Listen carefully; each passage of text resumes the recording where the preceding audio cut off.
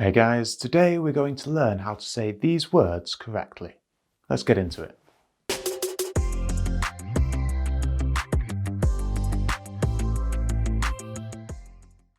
Hi, my name is David Harling, and here at Keystone English we help you to become fluent in conversational and business English. So make sure you subscribe if that's your goal. In today's lesson, we're looking at these three words, what they mean, and how to pronounce them correctly. So this is our first word. How do you think we say it? This word often confuses students. They compare it to other words that they know that have similar spellings. So what words can you think of that end in O-U-G-H? Perhaps rough, tough, cough. Yes, usually if you see a word that ends in O-U-G-H, it will be pronounced uff. But that is not the case with this word. This word is pronounced bough. Bough. A bough is a main branch of a tree. It's not a word that we use too often. Usually we just call it a branch. But it's still a good word to know.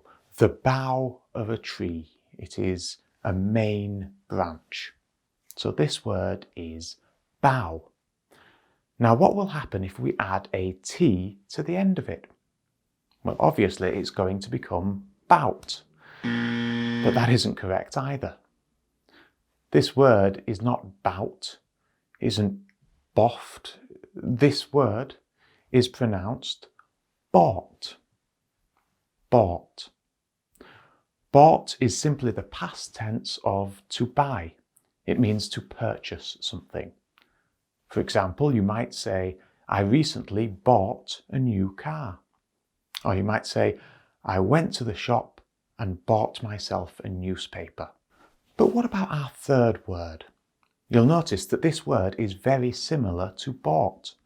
The only difference is that we have added an R after the B.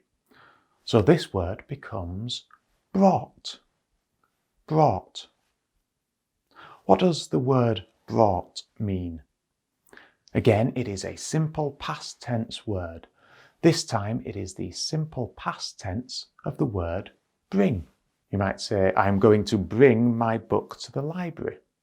If you were speaking about it in the past tense, though, it would become, I brought my book to the library. Or you might say, I heard you weren't well, so I brought you some flowers. It means to take or carry something to someone. I brought you some flowers. So there we go, three different words that look similar, but have very different meanings and pronunciations. So I hope you enjoyed the lesson.